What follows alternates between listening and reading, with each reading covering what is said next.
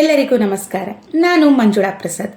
ಆಮಂತ್ರಣ ಸಾಂಸ್ಕೃತಿಕ ಮತ್ತು ಸಾಹಿತ್ಯ ವೇದಿಕೆ ಕರ್ನಾಟಕದ ವತಿಯಿಂದ ಮೆರವಣಿಗೆ ತಂಡದವರು ಆಯೋಜಿಸಿರುವಂತಹ ಬರಹ ಮತ್ತು ಭಾಷಣ ಸ್ಪರ್ಧೆಯಲ್ಲಿ ನೀಡಿರುವ ವಿಷಯದ ಕುರಿತಾಗಿ ನಾನು ನನ್ನ ವಿಷಯವನ್ನು ಮಂಡಿಸಲು ಇಚ್ಛಿಸುತ್ತಿದ್ದೇನೆ.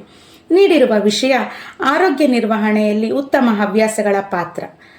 ಹೌದು, ಆರೋಗ್ಯ ನಿರ್ವಹಣೆಯಲ್ಲಿ ಉತ್ತಮ ಹವ್ಯಾಸಗಳ ಪಾತ್ರ ಹೆಚ್ಚಿನ ಮಹತ್ವದ ವಿಷಯವಾಗಿದೆ. ಆತ್ಮೀಯರೇ, ನನ್ನ ಪ್ರಕಾರ ಹವ್ಯಾಸಗಳು ಅಂದರೆ ಕೇವಲ ಸಮಯ ಕಳೆಯುವ ಸಾಧನಗಳಲ್ಲ. ಅವು ದೇಹ ಮತ್ತು ಮನಸ್ಸನ್ನ ಸಮತೋಲನವನ್ನು ಕಾಪಾಡುವಂತಹ ಶಕ್ತಿಶಾಲಿ ಮಾರ್ಗಗಳು. ಹೀಗೆ ದೇಹ ಮತ್ತು ಮನಸ್ಸಿನ ಸಮತೋಲಿತ ಸ್ಥಿತಿಯನ್ನು ನಾವು ಉತ್ತಮ ಆರೋಗ್ಯ ಅನ್ನೋದಾದರೆ ಅದಕ್ಕೆ ನಾವು ಹೇಳಿರೋವಂಥದ್ದು ಸದೃಢ ದೇಹದಲ್ಲಿ ಸದೃಢ ಮನಸ್ಸು ಇರುತ್ತದೆ ಅಂತ ನಾವು ನಂಬೋ ನಿಟ್ಟಿನಲ್ಲಿ ನಾವು ಉತ್ತಮ ಆರೋಗ್ಯವನ್ನು ಕಾಪಾಡ್ಕೋಬೇಕು ಅಂತಂದರೆ ನಾವು ಉತ್ತಮ ಹವ್ಯಾಸಗಳನ್ನು ಬೆಳೆಸ್ಕೋಬೇಕಾಗಿರೋದು ಅನಿವಾರ್ಯವಾಗಿರುತ್ತೆ. ಇಲ್ಲಿ ನಾವು ಆರೋಗ್ಯ ಅನ್ನೋದನ್ನ ನೋಡೋದಾದ್ರೆ ಅದನ್ನ ಎರಡು ಆಯಾಮಗಳಲ್ಲಿ ನೋಡ್ಬೋದು. ಅದು ದೈಹಿಕ ಸ್ಥಿತಿಗತಿ, ದೈಹಿಕ ಆರೋಗ್ಯ ಮತ್ತು ಮಾನಸಿಕ ಆರೋಗ್ಯ. ಈ ಎರಡೂ ನಿಟ್ಟಿನಲ್ಲಿ ಮನುಷ್ಯನ ಸಮತೋಲಿತ ಸ್ಥಿತಿಯನ್ನ ನಾವು ಉತ್ತಮ ಆರೋಗ್ಯ ಅಂತ ಹೇಳ್ಬೋದು. ಹಾಗಾದ್ರೆ ಈ ಎರಡೂ ಬಗೆಯ ಆರೋಗ್ಯಗಳನ್ನ ನಮ್ಮ ಹವ್ಯಾಸಗಳು ಉತ್ತಮಪಡಿಸುತ್ತೆ ಅನ್ನೋದಾದ್ರೆ ಹೇಗೆ ಅನ್ನೋದನ್ನ ನಾವೀಗ ನೋಡೋಣ. ಮೊದಲನೇದಾಗಿ ಮಾನಸಿಕ ಆರೋಗ್ಯಕ್ಕೆ ಸಂಬಂಧಪಟ್ಟಂತೆ ನೋಡೋದಾದರೆ ಉತ್ತಮ ಹವ್ಯಾಸಗಳು ಮನಸ್ಸಿಗೆ ವಿಶ್ರಾಂತಿಯನ್ನು ನೀಡುತ್ತೆ. ಓದು, ಸಂಗೀತ, ಚಿತ್ರಕಲೆ, ತೋಟಗಾರಿಕೆ ಮುಂತಾದಂತಹ ಹವ್ಯಾಸಗಳು ನಮ್ಮಲ್ಲಿ ರೂಢಿಸ್ಕೊಂಡಿದ್ದೇ ಆದರೆ ಅದು ಮನುಷ್ಯನ ಒತ್ತಡ, ಆತಂಕ ಮತ್ತು ಏಕತಾನತೆಯನ್ನು ಕಡಿಮೆ ಮಾಡಿ ನಮ್ಮಲ್ಲಿ ಧನಾತ್ಮಕ ಚಿಂತನೆಯನ್ನು ಬೆಳೆಸುತ್ತೆ. ಇಷ್ಟದ ಕೆಲಸದಲ್ಲಿ ತೊಡಗಿದಾಗ ಮನಸ್ಸು ಹಗುರವಾಗಿ ಸಂತೋಷ ಹೆಚ್ಚಾಗುತ್ತೆ.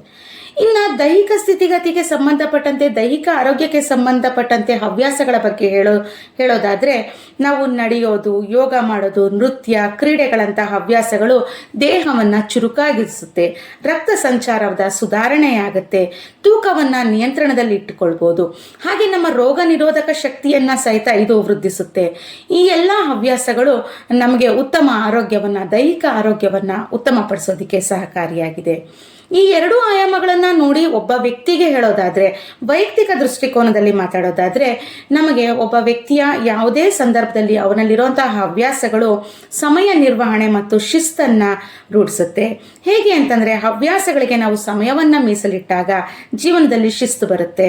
ಟಿವಿ ನೋಡೋದು, ಮೊಬೈಲ್ನ ಅತಿಯಾದ ಬಳಕೆಯಿಂದ ದೂರ ಇಟ್ಟಂತಹ ಎಷ್ಟೋ ಹವ್ಯಾಸಗಳು ಸಮಯವನ್ನು ಆರೋಗ್ಯಕರ ರೀತಿಯಲ್ಲಿ ಬಳಸ್ಕೊಳ್ಳೋದಕ್ಕೆ ಸಹಾಯ ಆಗುತ್ತೆ. ಬರೀ ಕೇವಲ ವ್ಯಕ್ತಿಗತವಾಗಿ ಅಲ್ಲ, ಸಮಾಜಮುಖಿಯಾಗಿ ಕೂಡ ಸಮಾಜದ ಆರೋಗ್ಯ ದೃಷ್ಟಿಕೋನದಲ್ಲಿ ಮಾತನಾಡೋದಾದರೆ ಗುಂಪು ಹವ್ಯಾಸಗಳು ಅಂದರೆ ಕ್ರೀಡೆ, ಸಂಗೀತ ತಂಡ, ಸ್ವಯಂ ಸೇವಾ ಕಾರ್ಯಗಳು, ಹೊಸ ಸ್ನೇಹ ಸಂಬಂಧಗಳು ಬೆಳೆಸುತ್ತೆ. ಇದು ಒಂಟಿತನವನ್ನು ದೂರ ಮಾಡಿ ಸಾಮಾಜಿಕ ಆತ್ಮವಿಶ್ವಾಸವನ್ನು ಹೆಚ್ಚಿಸುತ್ತೆ.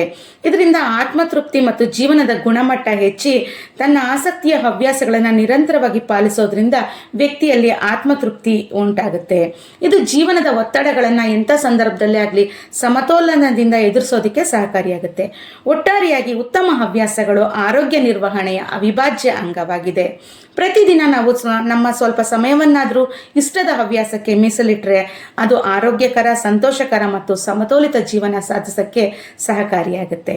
ಇಷ್ಟು ಹೇಳೋಕ್ಕೆ ಅವಕಾಶ ಮಾಡಿಕೊಟ್ಟ ತಮ್ಮೆಲ್ಲರಿಗೂ ಧನ್ಯವಾದಗಳು.